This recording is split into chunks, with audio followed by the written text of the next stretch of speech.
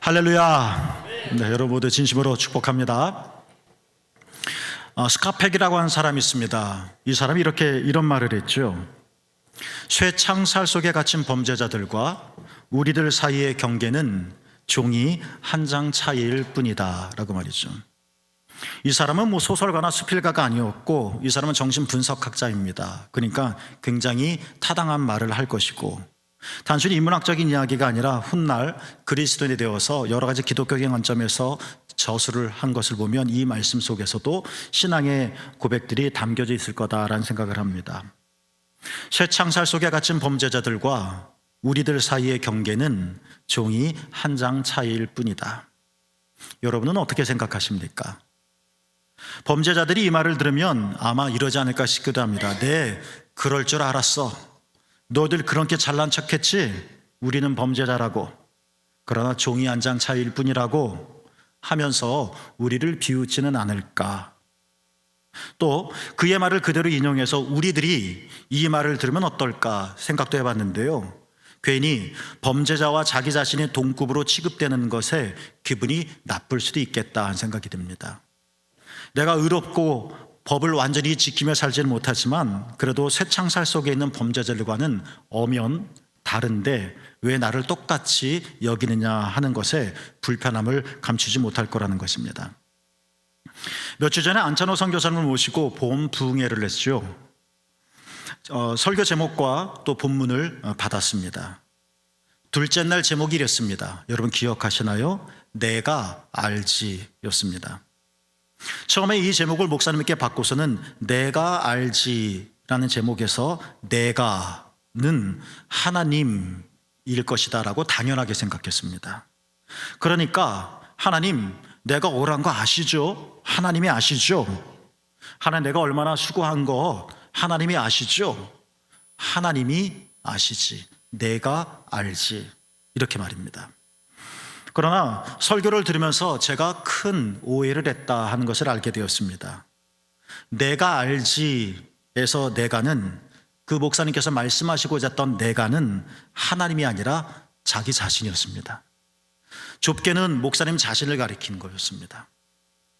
사람들은 나를 보고 말하지 훌륭하다고, 사람들은 나에게 말을 하지 존경한다고.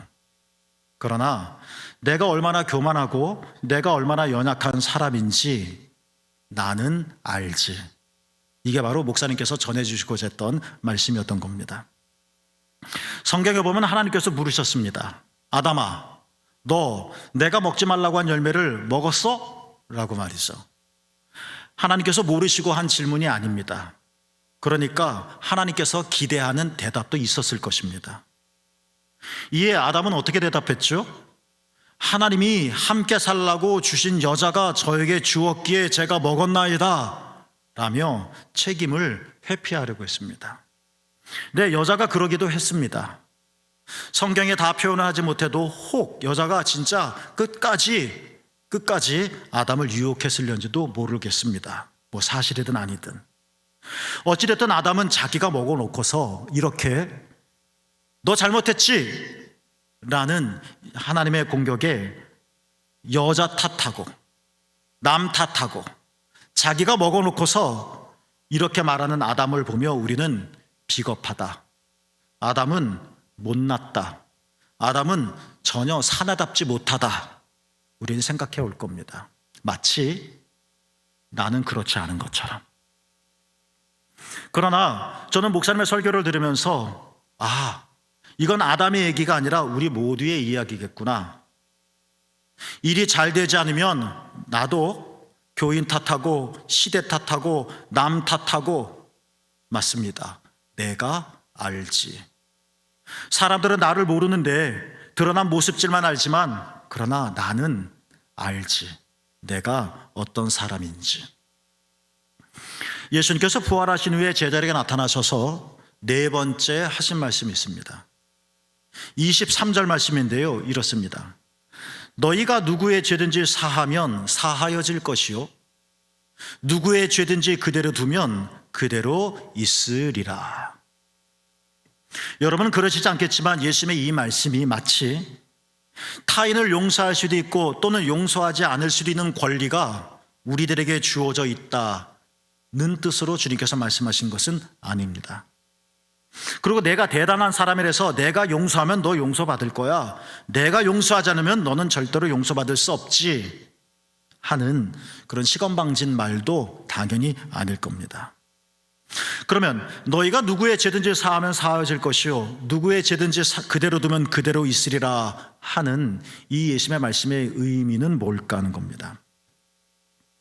제자들을 살펴볼까요? 이 말씀은 예수님이 하셨고 그리고 이 말씀은 제자들에게 주어졌으니 예수님께서는 어떤 제자들에게 왜 이런 말씀을 하셨을까를 생각해 보면 23절 이 말씀이 과연 오늘 우리들에겐 어떤 신앙적인 메시지로 다가오는지 알 수 있을 테니까 말이죠.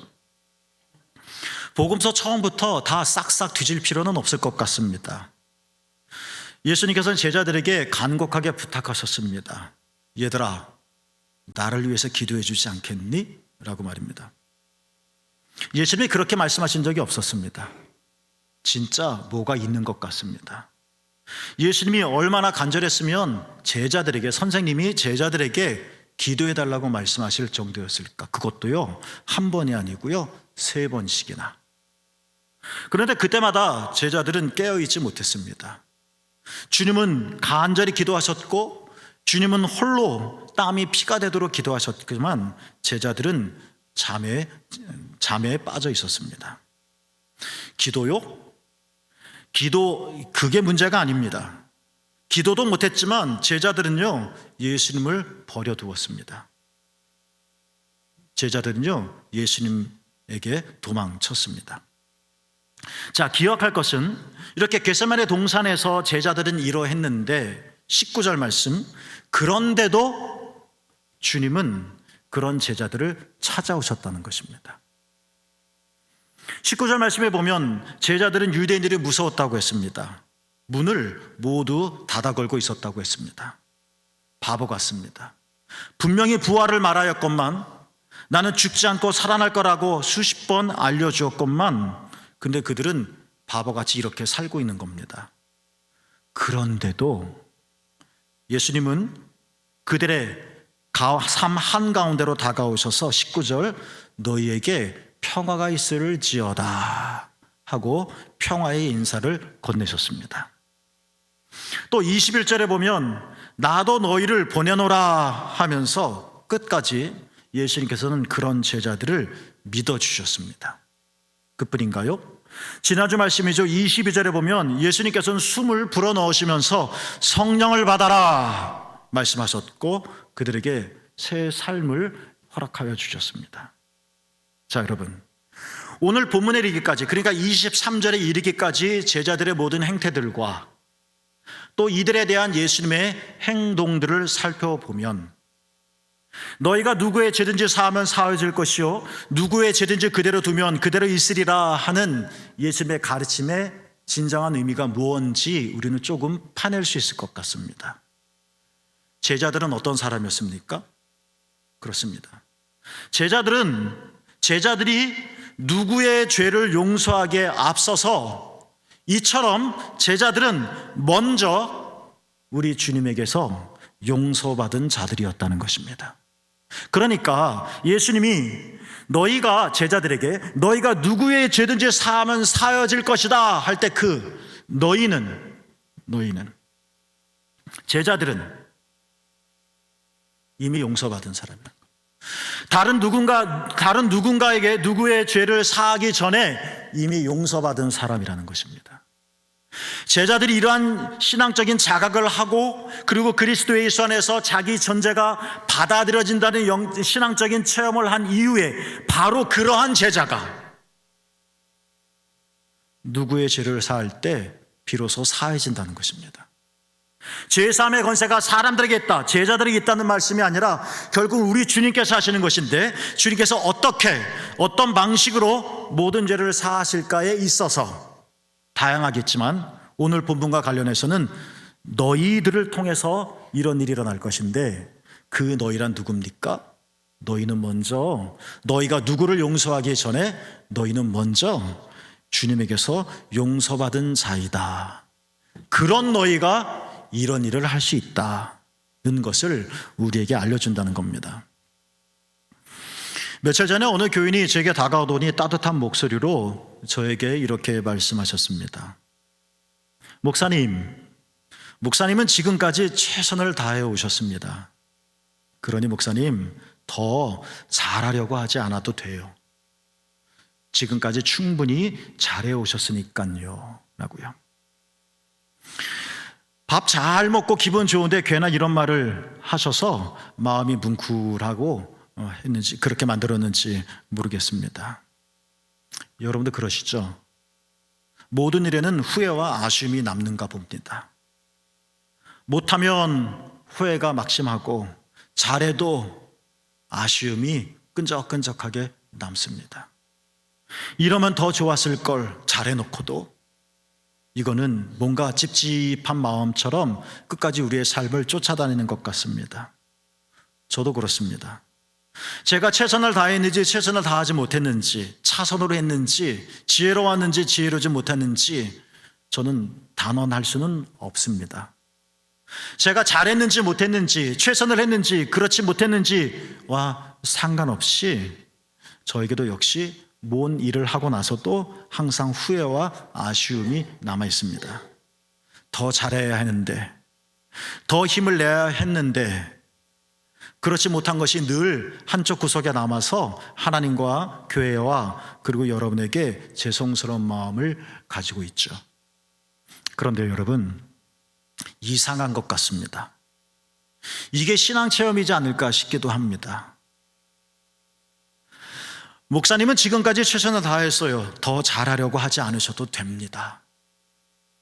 이렇게 말씀하신 그분의 말, 그리고 그분의 마음을 저는 충분히 알고 있기 때문인지 그분의 이러한 말을 듣는 순간 저는 하나님이 저에게 그렇게 말씀하신 것 같다는 생각이 들었습니다.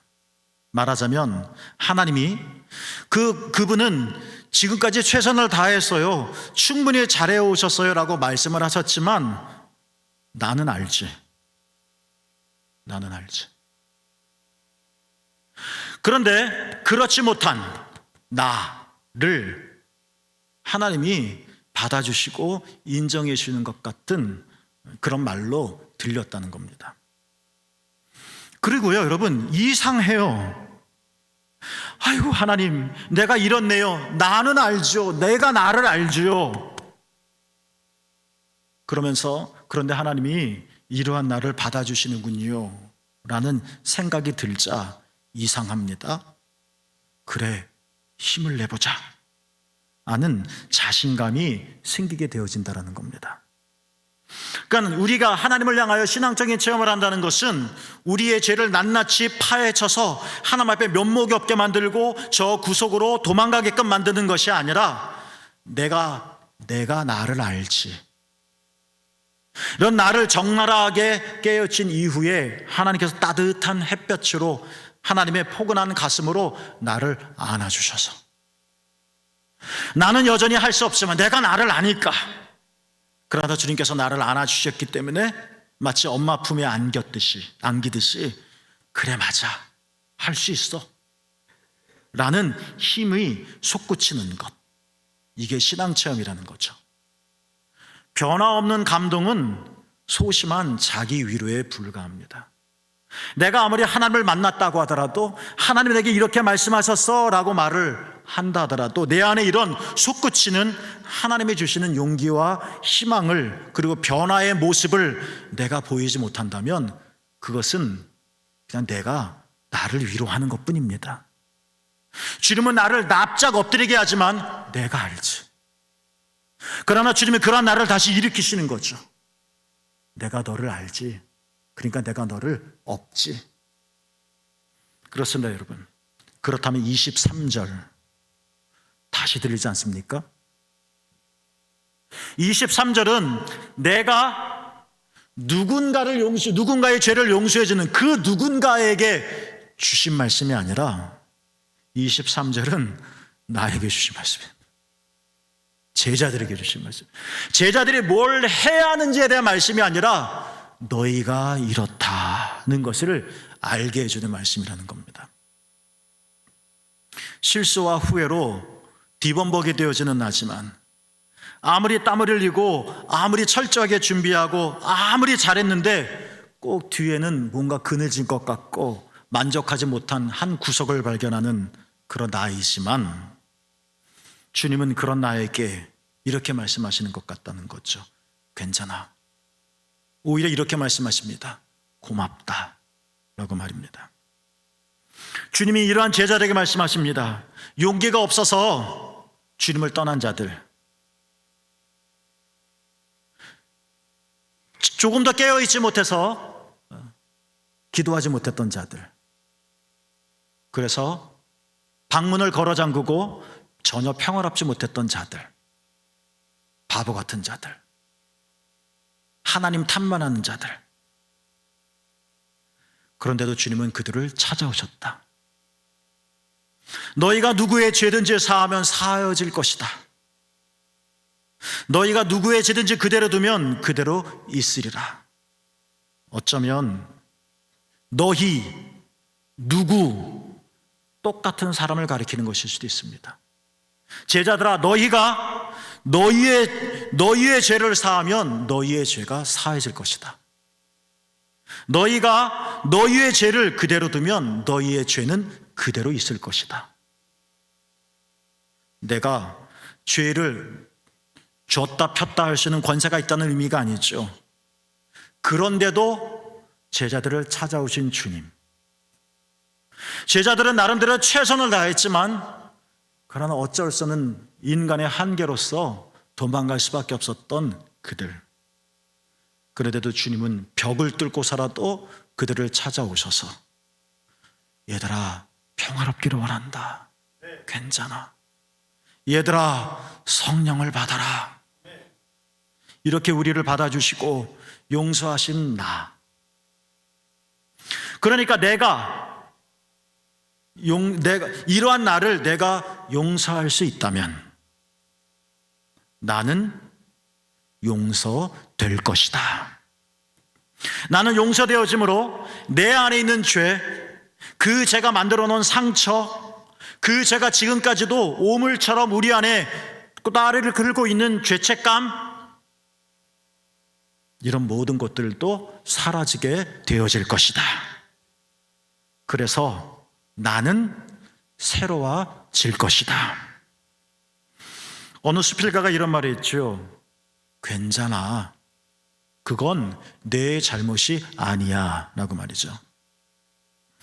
부족한 자신을 우리가 이렇게 기꺼이 받아들일 수 있다면, 사실 내가 나를 받아들이기란 결코 쉬운 일이 아닌데 주님이 나를 받아들였다, 절대적인 권위자가 나를 받아들였다는 이런 신앙 고백이 있다면 나도 나를 받아들이는 것이 가능하게 되어지는데, 내가 이렇게 너희가 누구의 죄든지 사하면 사하여질 것이요, 이처럼 내가 내 자신을 받아들이면 넘어짐은 더 이상 우리에게 부끄러움 또는 수치스러움이 되지 않을 겁니다.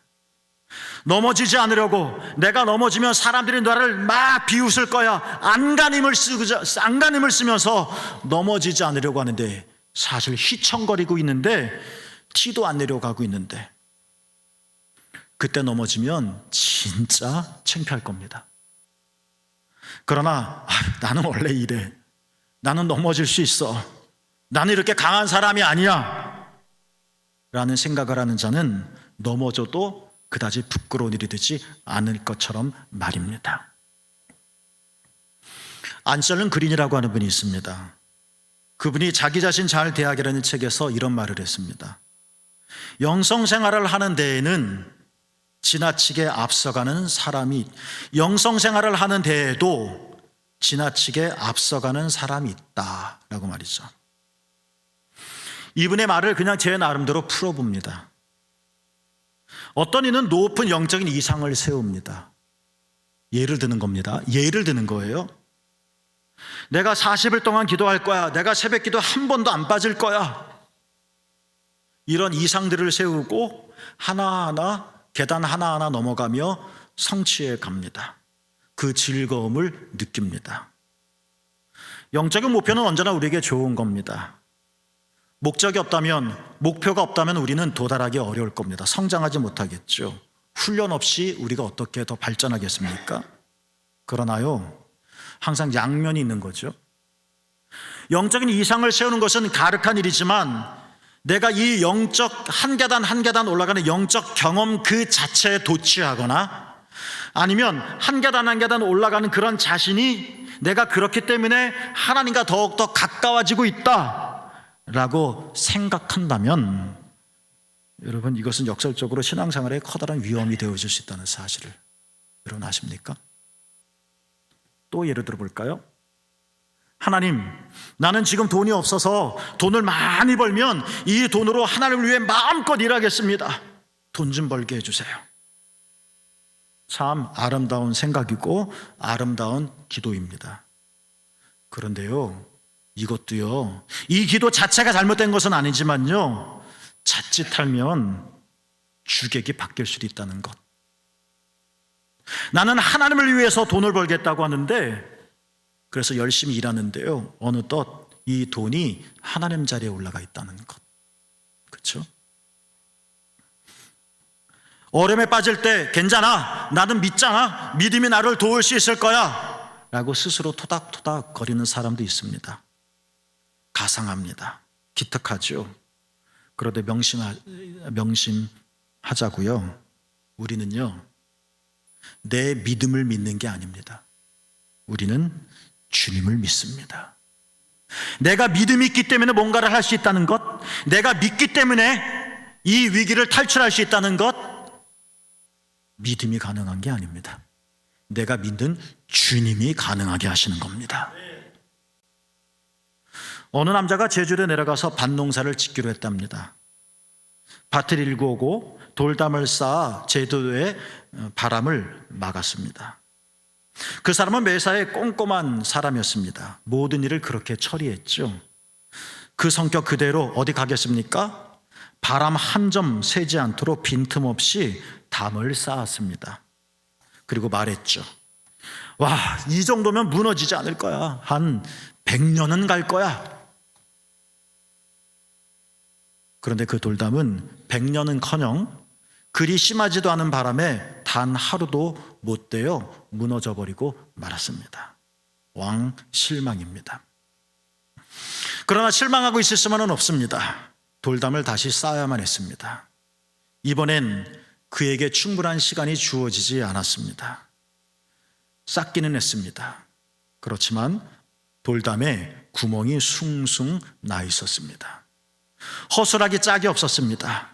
곧 무너질 것 같습니다. 제주도 바람이 가만히 두지 않을 것 같습니다. 그런데요, 숭숭 구멍이 난 그 돌담, 세찬 바람에도 무너지지 않았다고 합니다. 바람이요, 돌틈 사이로 빠져나갔기 때문이었습니다. 일상의 이러한 경험을 통해 그 남자는 배웠답니다. 그리고 말했습니다. 너무 완벽하면 무너지는군. 좀 허술한 구석이 있어야 해 라고 말이죠. 물론 이 이야기는 사람은 대충 살아도 돼, 뭐 인생이 그런 거지, 게으르면 어때, 못나면 어때, 이걸 정당화하는 것은 아닙니다. 저는 이 글을 읽으면서 이런 생각을 한번 해봅니다. 그 남자가 쌓은 허술한 구멍이 송송 난 돌담, 그 돌담의 틈, 이건 성령이 불어오는 통로이지 않을까라는 건 말입니다. 우리는 매사에 꼼꼼해야 할 것입니다. 우리는 가급적 실수를 하면 안 될 것입니다. 우리에게 하나님께 주어주신 일에 우리는 최선을 다해야 하겠죠. 돌을 촘촘히 쌓듯이 말입니다. 그런데요, 이 제주도 이야기는 우리에게 더 놀랍고도 중요한 사실을 하나 알려줍니다. 여러분, 주님이 일하실 공간을 마련하십시오 라는 겁니다. 우리는 성공에 기뻐합니다. 그러나 그 성공이 실패의 한 원인이 되어질 수도 있다는 것. 우리는 다른 사람에게 없는 나만의 강점이 있습니다. 그런데 그 강점이 나의 또 다른 약점이 될 수도 있습니다. 그렇기 때문에 우리는요, 돌들을 쌓아 촘촘히 쌓아 무너지지 않도록 대충대충이 아니라 성실하게 잘 쌓아야 하지만 바람구멍을 만들어 놔야 합니다. 성령이 일하실 공간을 마련해 놓으시라는 겁니다. 그렇지 않으면 그 다음은 무너질 테니까. 저는 다시 묻습니다. 여러분은 누구십니까? 여러분은 주님 없이, 성령 없이 무엇을 할 수 있습니까?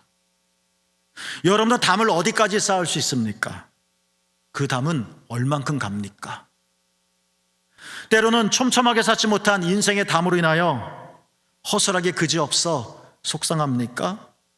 그런데 그 약점이 성령이 지나가시는 자리가 되어서 더 든든하네요. 오래가네요. 주님이 말씀하십니다. 너희가 누구의 죄든지 사하면 사하여질 것이요 누구의 죄든지 그대로 두면 그대로 있으리라. 이 말씀을 여러분 이젠 어떻게 듣고 계십니까? 아직도 자신만만하게 들리십니까? 아직도 나를 우쭐거리게 보십니까? 나는 구멍 송송 난 사람들, 나는 실수하고 연약한 사람들.